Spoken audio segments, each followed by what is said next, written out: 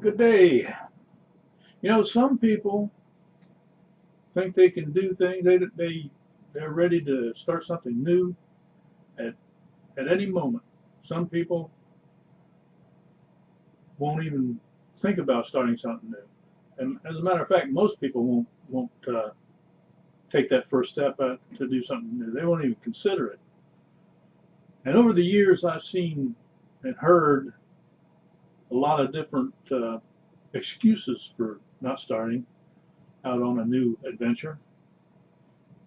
Some people do it because they fear failure. They think they're not going to be able to successfully do whatever that adventure requires, so they won't bother. Some people, they do it because fear of success. It's kind of strange to consider those two different beliefs that people tend to create inside their minds, but they do happen. Some people will cite their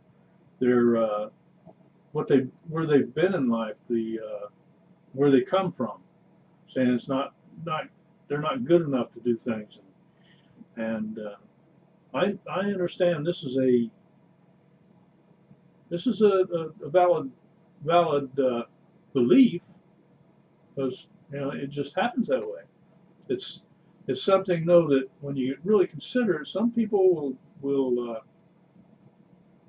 stay right where they're at, never never attempting to go anywhere beyond there, while others coming from the same past, the same situations, will finally take that first step and decide that they're going to go there, and they make huge successes of themselves. Now, I've known some difficult times in my life. I can't really say I've known some really hard times, because I don't think I have known real hard times at any point, but some things have been difficult to get through.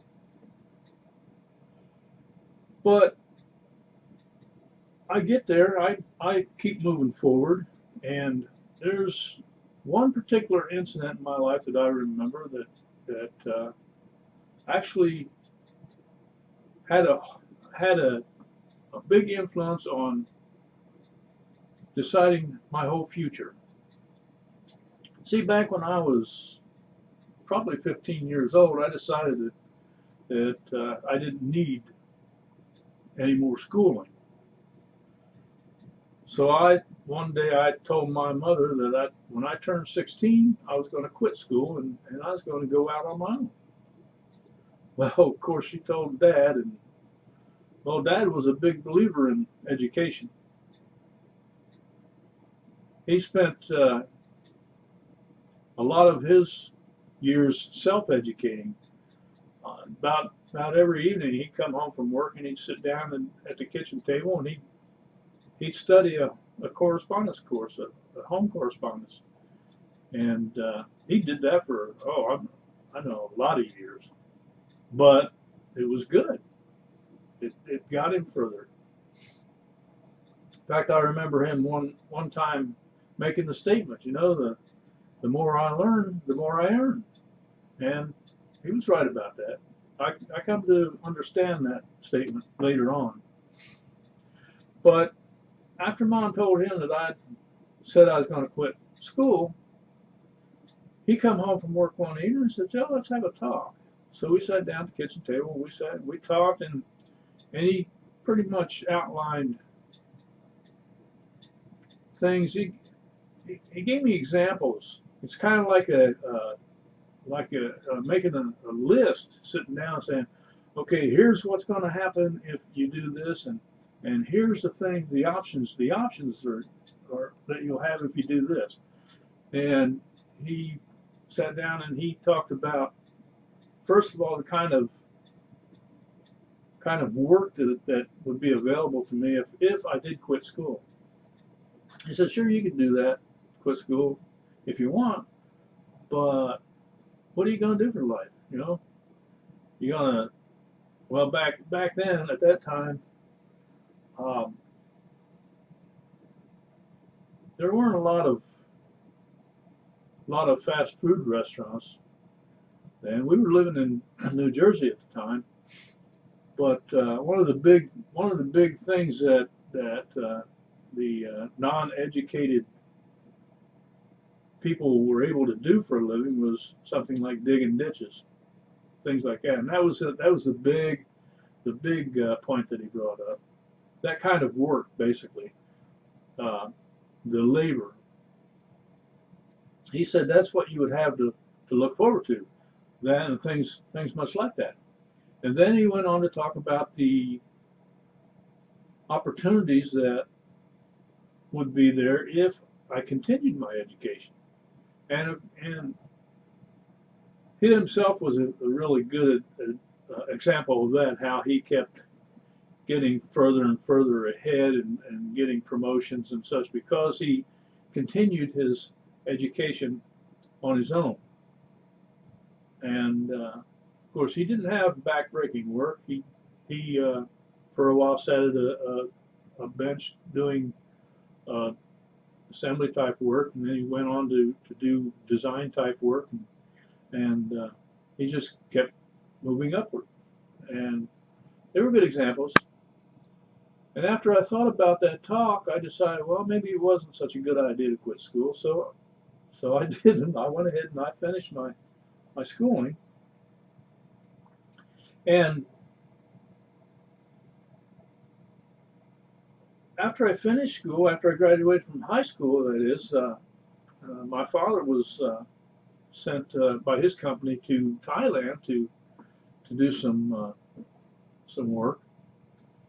He was in the electronics field, and at that time he was in working field service. He went to started working field service in a defense company doing work for the military overseas. Well, the company wanted him to go over and spend a few months, quite a few months, working on a project over there. So, and actually, they wanted him to be their Southeast Asia manager. So he said, "Well, I'll do that if you send my family along with me, because I don't want to spend all that much time away from the family." So, the company said, "All right, we can do that." And I had already left home, graduated high school, and left home, but I hadn't started doing anything yet. It was only like 3 months after I graduated, I think. And Dad called me and asked if I wanted to go along. I said, "Sure, I'll go." So I went to Thailand with him, and I lived there 9 months. While I was there, I got a job with IBM. Uh, Element that was over there, and because when I was in high school, I had taken a class in typing. And IBM, this particular office of IBM needed a clerk typist at the time, so uh, they hired me because I knew how to type. It was pretty opportune, kid of 18 years old doing something like that, and getting a decent pay right off the bat. It was nice. Then after 9 months, I came back to the States, and I went I went into the Navy, joined the Navy, and I got an education in electronics there. And when I came out off active duty, first thing I did was I went to work for a printing company, and I worked for that printing company for 3 months. They printed books, pamphlets, all kinds of such things, and I was in the shipping department. Didn't make a whole lot, but it was an interesting 3 months. But then I got the opportunity to go back to work for the Navy as a civilian, and I jumped on that because it was a job that I was actually trying to get and had been for probably about 5 months, because I found out about it before I left active duty, and I had been sending applications and information in to them, trying to get in a position where I could get that job. Well, I had a good life as a Navy civilian, and I ended up retiring when I was 46 years old. Now, at the time, that really didn't seem to me like a good thing because basically I was too young. But due to circumstances, the facility I worked in got privatized, and the Navy was going to shut it down, but the local government made a uh, made a an agreement with the Navy where the facility got turned over to the city and where it was at, and then the city in turn uh, got a private contractor, a private defense contractor, to come in and manage the place, and so it continued to be there. But my time as a civilian employee for the Navy was pretty much at an end. I was getting close to retirement anyway, but you know, I would have been eligible in another 4 years for full retirement. So I could have transferred, but I decided to go ahead and take the early retirement and do away with it. So after a few years after a couple of years of being retired, I went to work for a pest control company as a pest control technician for 2 years for that one, and I got to the point where that was becoming monotonous for me. I'm doing pretty much the same thing all the time, and for me that was got to be boring. So I left there and I wrote some books about pest control, and nowadays I use those books. I've got one book in particular that does sell, so I've got it listed on Amazon. But most of those books I use as giveaways to bring people towards a pest control website that I have selling pest control products, pesticides and such, and traps and that kind of thing as an affiliate. But then, you know, during that time, just before I started at pest control, or actually back well before then, I had started a business online, and it wasn't very focused for a long time, and I fell into that trap where I was jumping around from this opportunity, that opportunity, this buying this product, you know, that shiny new object thing, where people tend to waste their time going from here to there.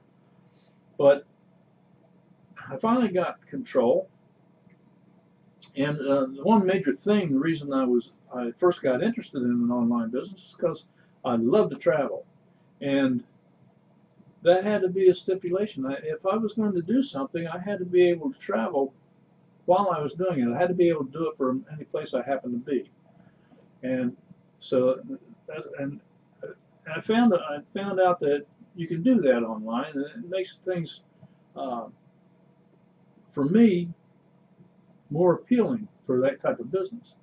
So I did that, and it works all right.